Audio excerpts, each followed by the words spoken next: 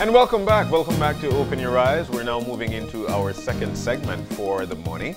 This one is a conversation with a rep from the National Council on Aging. The conversation will surround elderly abuse and a webinar actually, that's coming up this Saturday on Alzheimer's. In with us is Ix-Chel Poot.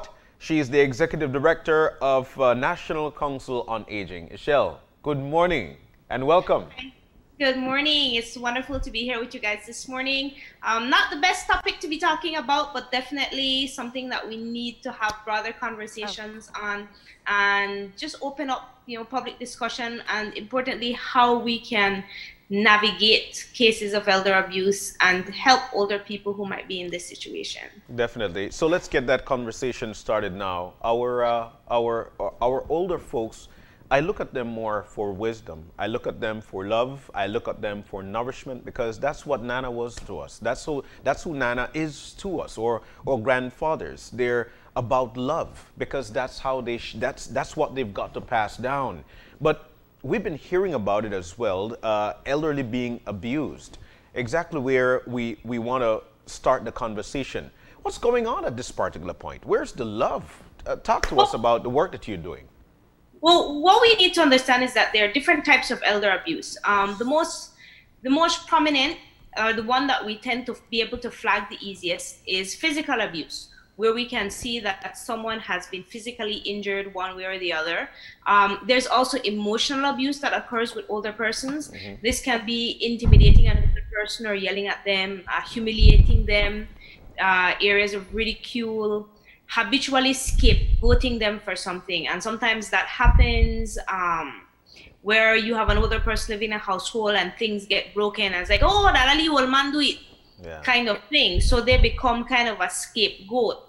Or someone is habitually late and they start blaming the care tasks on the older person. Yeah. Well, I'm late because I had to get my mama ready this morning.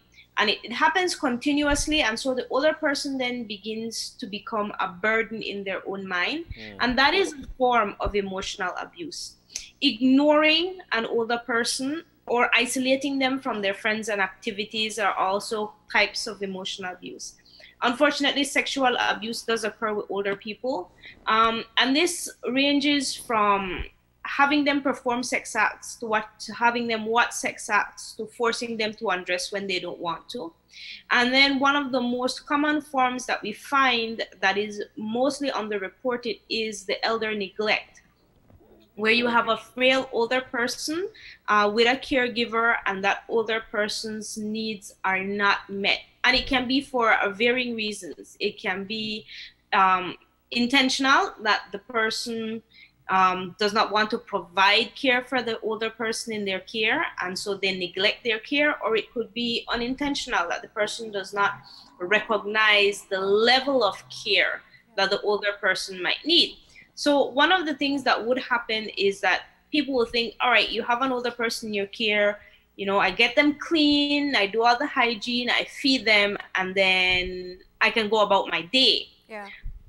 The mental stimulation, conversation, providing for exercise, all the holistic components of well-being are not there. And so although that older person might have their basic needs met, there is still a level of neglect.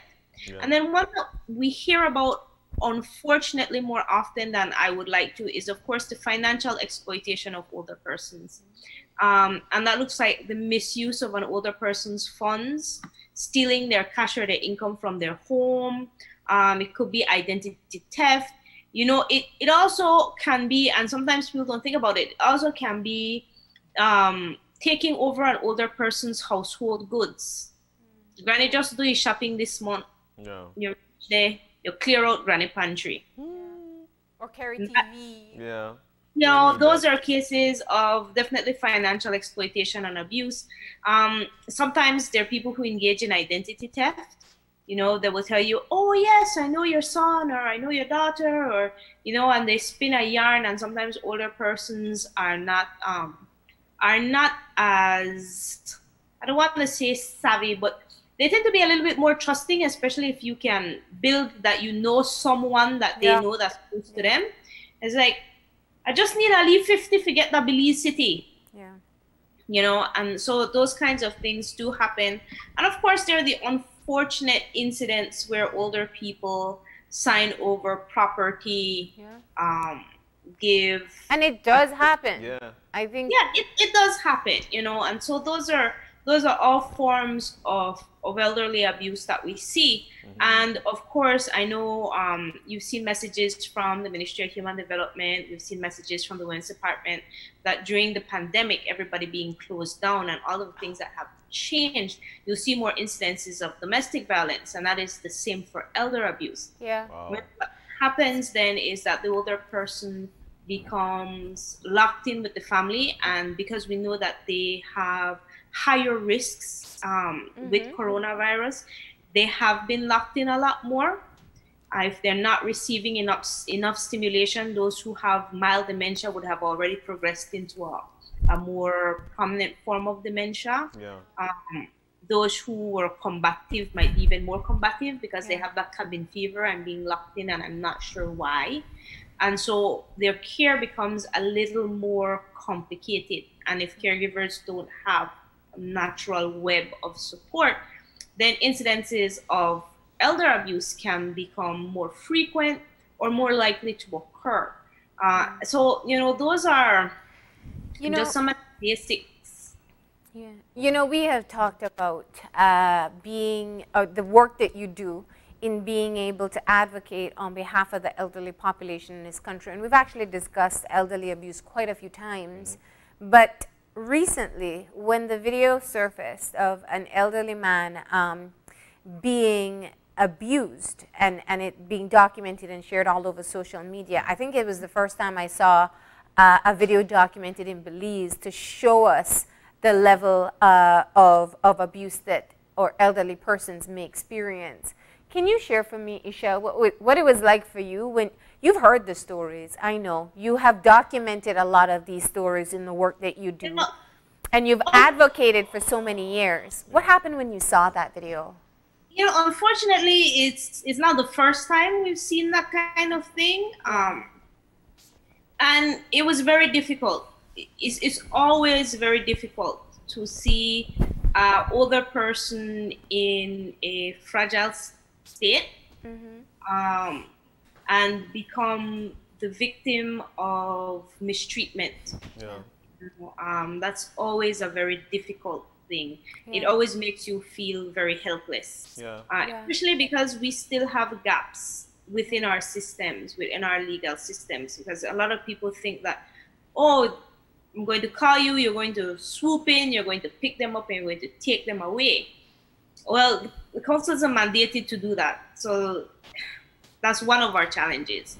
The second is because of the way the laws are presently scripted, an older person must be able to admit that they have been abused and voluntarily want to leave the situation. And so those are challenging things, especially when you have older people who may have a dementia. Or you have older persons who have been threatened, who are very vulnerable. And then, of course, there is always the challenge of where am I going to place this older person who needs to be placed somewhere. Our residential facilities are almost always at maximum capacity because they are so few. And we don't necessarily have foster homes for older people, because what it would require for foster care for an older person is a little more complex than what we require for foster care for, say, children.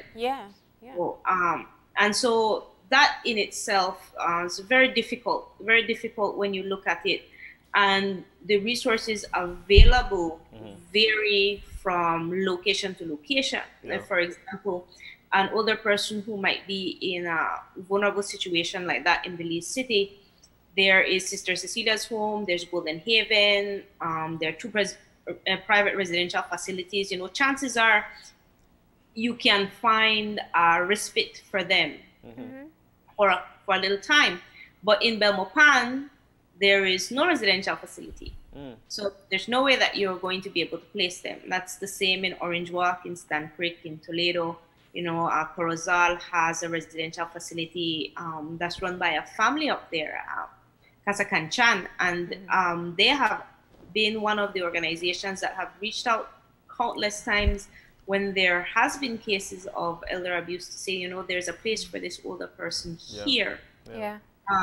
And it's not always that simple, because Of course sometimes not. Yeah. the older person needs to agree that they want to move, unless you can have them physically move. And so those situations are very difficult. Those situations are very, very difficult. So what do you do? How do you respond? I mean, when you lay out the picture in that way, I think a couple things are very clear. Yeah. If it's a parent, I don't know how open a parent would be to accuse their own child, who they probably still love despite whatever bad treatment they get, to say my son, my daughter, my granddaughter, my grandson is abusing me or treating me badly. I imagine that's a very tough scenario in itself. If they choose to voluntarily go into what they call the old folks home, not all of them want that. And then also, who covers the cost of having them in a residential facility? How do you approach these situations? The Ministry of Human Development does respond, and respond very well. Yeah. You know, they are strapped for resources, but they do respond. Many of the times, what is able to happen, in the case that you mentioned, for example, is that alternate living arrangements were able to be made with other family members who are more capable, more willing, who have a stronger care network to be able to provide for that older person. So what happens is, and this is something that we tell people all the time, if you know of a case of elder abuse, you can refer it to the council, but the council cannot go out. So what we do is we begin a referral chain. We refer it to the Ministry of Human Development. If it is a case where there is clear physical abuse or there's an altercation taking place, we call the police. There always seems to be a kind of disconnect. You know, what do we do if we know an older person is being abused? We do the same thing that we do if we know any person is being abused. It's the same system that is going to be responding. So you report police, human services. Those are the two entities in our country that can respond, and they begin in and of themselves a chain of response. So, you know, we had the community policing unit responding in Belmopan, the family support unit from human services responding in Belmopan. And what that really allowed was for more organizations that are on the ground to be able to respond and support the family. And that's the kind of wraparound that's really happening on the ground right now. Ix-Chel, can you, you know, one of the reasons why I really enjoy sitting in this on this set is because of the platform that we've got to continue to educate people on current situations that goes on across our country. You know, you did mention that there are various forms of abuse that we see when it comes to elderly people. Can you tell us what are some of the most common ones that we see in our country? And I'm saying this because somebody might see it and don't even understand that that's going on, and would not make that call because to them it might not be abuse. So can you share with us some of the common ones that we've been seeing across our country? Well, even for us, you know, cases are underreported. But the most common ones that we get called in at the council for are some kind of financial abuse or exploitation. And this has ranged from older people being swindled out of their land, their bank accounts, signing over their pension for someone to collect and never receiving it. There are also cases where persons would agree to provide a certain level of care for an older person, and then they do not receive that care, but they have paid for it. So that is another form of abuse. And in those cases, it's difficult because the older person then feels that they are trapped. I've already paid you to take care of me, or my family is paying you to take care of me, and you're not taking care of me, and I don't have money on my own. You know, what do I do in that case? Those are cases that you can refer, that can be looked into, and see how a resolution can be made. Sometimes it's a case of the family believing that something is happening one way and it's happening in another way. And when there's that intervention, then you can bring parties together and resolve the issue. Of course, there are definite cases of neglect and abuse. Older people who are left for long periods of time alone. And there are reasons why older people can be left alone. If the older person is independent, able to care for him and herself, those are not cases of necessarily neglect, but there are cases where older people might be locked in for long periods of time. Nobody checks on them. They have limited access to water or food. And so those do occur, or older people who are locked into a certain part of a home, they might have dementia. And so their behavior is embarrassing. It's difficult. Older persons with dementia sometimes undress themselves and they speak out of turn. All kinds of different things that could be taking place. And so the family doesn't institutionalize the older person, because I'm not going to place my grandmother, my mother, my father in a home. I'm going to keep them at home. But then within the home structure, the older person's world is confined maybe to a room and a bathroom. They don't necessarily get to come out and walk, talk, interact. Those are forms of neglect and abuse in and of themselves. I think the one that might be the most prevalent is the emotional abuse of older persons. Especially when there is a disconnect between what the older person wants for their life and what you as a caregiver or the family within that structure might be willing to provide for the older person. A few years ago, we did a PSA on elder abuse, right? And in one of the scenes, there's an older woman. She's already dressed to go out, and her grandson comes and she tells him, I'm waiting for you to take me to my friend. The grandson's like, have a lot of things to do, and sit down and start to watch the TV. And he tells her, I don't know why you want to go out anyway. And what people don't realize is that in taking away freedom, choices, parts of who the older person is, it is a form of abuse. And very often we think about older people in the context in which we have met them. We don't know our parents before they are mom and our dad. That's true. Their grandchildren don't know them before they were grandparents. And there are stereotypical things that we often think that older people would like. All older people like bingo. Older people like go to church. All older ladies like garden, and all older men like play dominoes. Those are some stereotypical things that I hear all the time. But those things are not necessarily true. If you were younger and you like to dance, you're going to be older and you're going to like to dance. If you like to visit your friends, you are still going to enjoy visiting your friends. If you like to swim, you're still going to enjoy swimming. All of these kinds of things. Your ability to do these things might change. You can't do it as much or in the same way, but you still like these things. And so sometimes we create very small worlds for older people.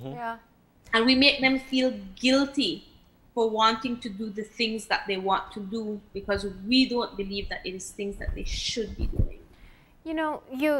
This is such a difficult time when you look at the elderly population and the risks associated with COVID-19. And when you outline some of the very same neglect that people can very easily become guilty of, boxing in their elderly loved ones into specific activities, it's probably worse now, because whether out of love or whether out of extreme safety, I'm very sure that family members and caregivers don't want to take their elderly out anywhere. How do you, what's the message from the Council of Aging looking at how you work along or support elderly persons in your family to ensure that their needs are being met? They already are at fear for their life, and they probably have very controlling family members and caretakers not wanting them or allowing them to do anything. Or the opposite, not caring about their risks and just bringing people in and not being safe. It's is a very curious balance that we're still trying to strike somewhere in the middle. Yeah. Somewhere in the middle. You know, we've had several discussions here at the office with members of our board.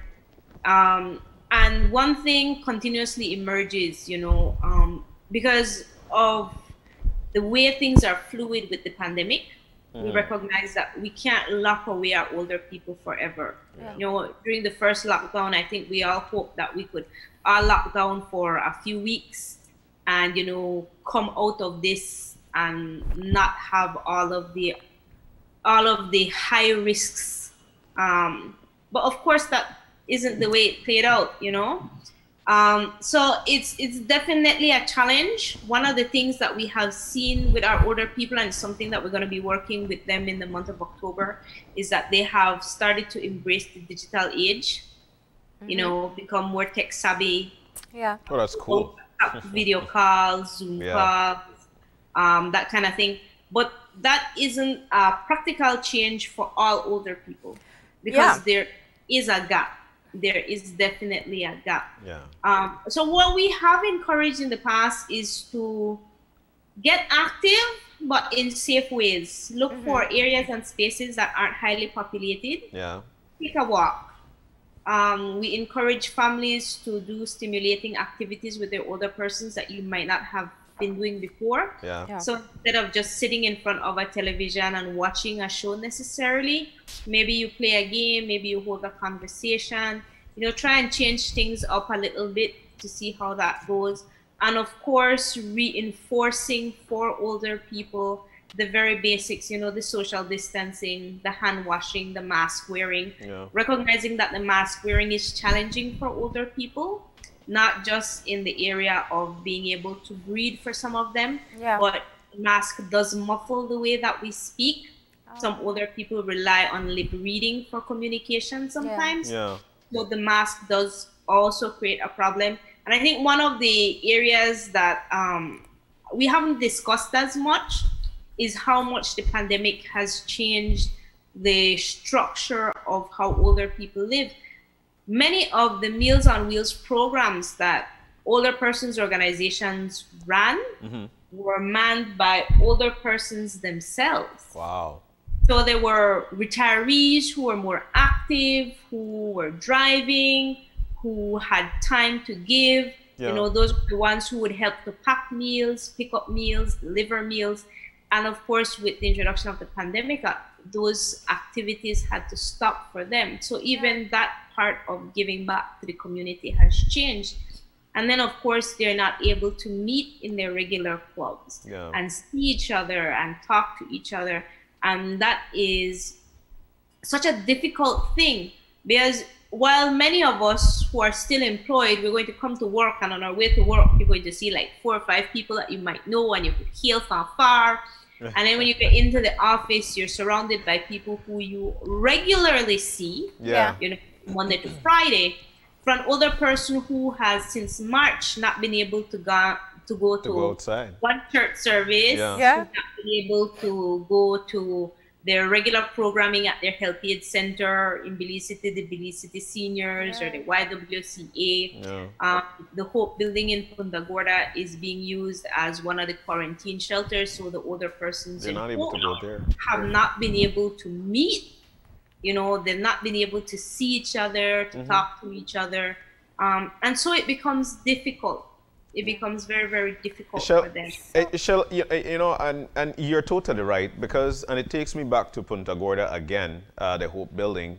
What they used to do is that they used to go to each other's house, have a sing out, or just visit each other to ask how each other are doing.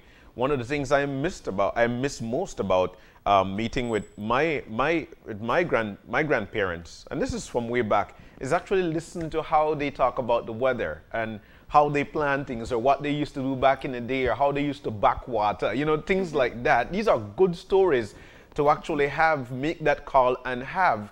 I wanted to get to the webinar because you've got this Alzheimer's webinar that's coming up this Saturday. Tell us about that, and you know, how can one be engaged in it? So one of the things that comes hand in hand with talking about elder abuse is talking about caregiver support. Yeah. Because many times caregivers are, when you have a caregiver, that is your caregiver. That is your main person, from the person wakes up in the morning till they go to bed at night. In the case of people with Alzheimer's, sometimes they can go for 36, 48, almost 72 hours with no sleep. And if you have one caregiver, that is one person who is taking that burden in and out, in and out. Yeah. And the fatigue, the difficult behaviors, the isolation for the caregiver themselves, all of those things wear thin and sometimes prompts forms of elder abuse. September 21st is actually a day that is observed as an Alzheimer's Awareness Day, which is, of course, a challenge for us here in Belize. So we have in Belize Dr. Joyanne Defour-Bab. She was a member of the Trinidad Alzheimer's Association, very active, very knowledgeable. And last year, we organized a session here in Belmopan with the St. Anne's Outreach Committee, the St. Anne's Anglican Outreach Committee. And it was really geared around helping people understand more about Alzheimer's and dementia. Yeah. Talking about some of the difficult behaviors that they might see in older persons and how to manage those behaviors and how to manage your stress as a caregiver. And so this year we're doing it virtually, which is an awesome opportunity. It's free of cost. So there is a link that's provided. It's on our Facebook page. Yeah. You can pre-register and be a part of that discussion. We're going to do a basic overview of growing older in Belize.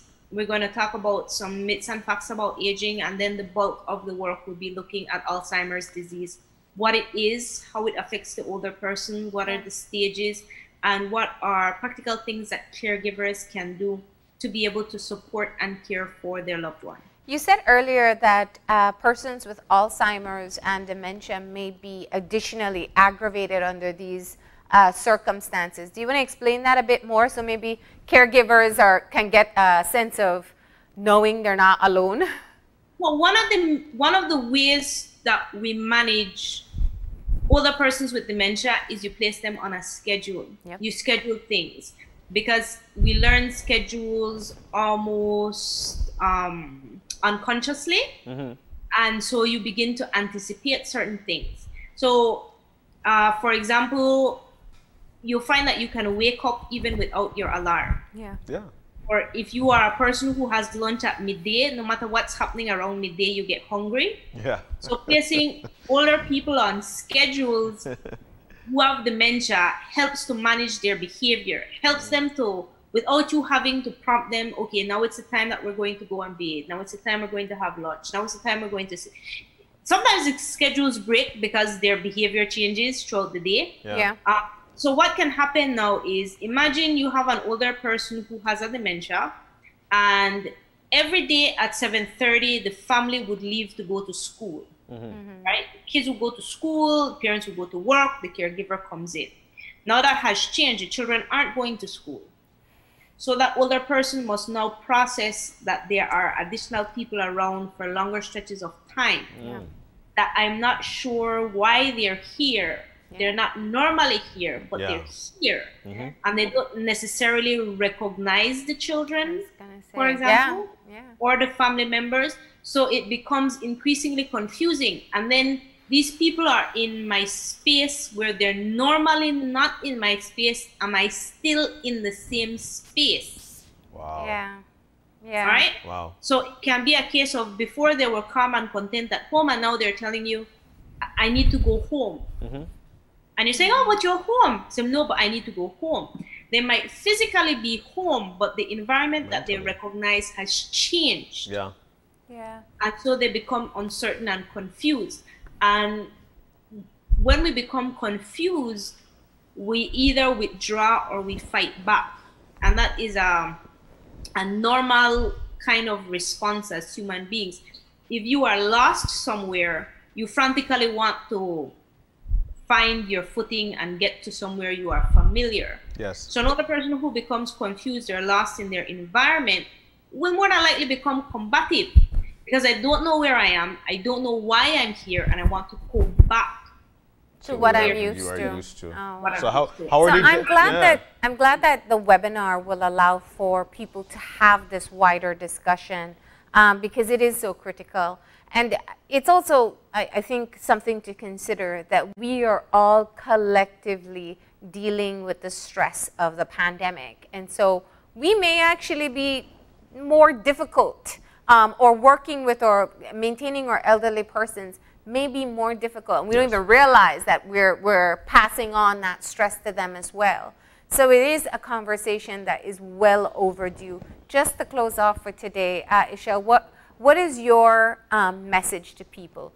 Family members who are caring for an elderly in the home, outside the home, what do you say to them? You know, one of the things that I have had to learn during this pandemic, and one of the things that I think caregivers need to have, you need to give yourself time and have patience. You know, you're processing a lot. The older person in your care is processing a lot. And sometimes what we need to do is just step back. Give me 1 minute. Yeah.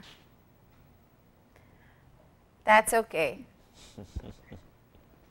Yeah, sometimes what we need to do is just step back and allow the older person. Water. I know. Take your water. Yep, that's basically stepping back right there. Yeah. Yes. Yeah. So it's still there. It takes a bit of time to recover. Yeah. But you were saying that basically recognizing the stress that we're all going through, we need to step back and recognize perhaps the needs of our elderly. Is that where we're going? Needs, and also if things aren't going exactly the way that you plan, that's okay. Okay. You know, sometimes we think that if your older person has a combative day today, if things have not gone the way that I planned, and it's in that vein of us trying to control what we can control when so many things around us cannot be controlled. So true. Yeah. So if today your schedule gets disrupted, if today your older person is a little more combative, if today you lost your patience, you know, it's okay to have a bad day. Yeah. And I think that's one of the most important things for caregiving, because caregivers do have caregiver guilt. Of course. That, you know, I have done something, I have hurt my loved one, something has happened that I am unable to control, or I could have done better, I should have known better. So sometimes we just have to accept that things are not going the way that we want them to go. Yeah. In 2020, I don't think anybody has had anything go the way that they want them to. Yeah. You're so right, Ix-Chel. This You're is so such right. yeah. It's okay as an older person to have a bad day if you are living, you're independent, you're moving around, and today you miss your friends, today you wish that things were not this way. Yeah. Today is a bad day. It's okay to have a bad day. All right. right. Well, Ix-Chel, we do Thank appreciate you joining us this morning and having this important conversation. The webinar actually takes place this Saturday, and people can go to your Facebook page, the National Council on Aging, to be able to get access there. You know, there's that famous saying that says the way we treat our elderly is a measure of the quality of our nation, and I think that that's something we all need to consider as we continue to face this pandemic. Thank you, Ix-Chel. Thank you too. Thank you. right. Do have a nice day. Oh, wow, what a right. conversation indeed. But we're about to take that break, and when we come back, Evolution Beach Gym will be telling us exactly how to work out. A lot of us miss the gym, but there's so many things that we can do right within our space. They'll tell us about it when we come back. Stay with us.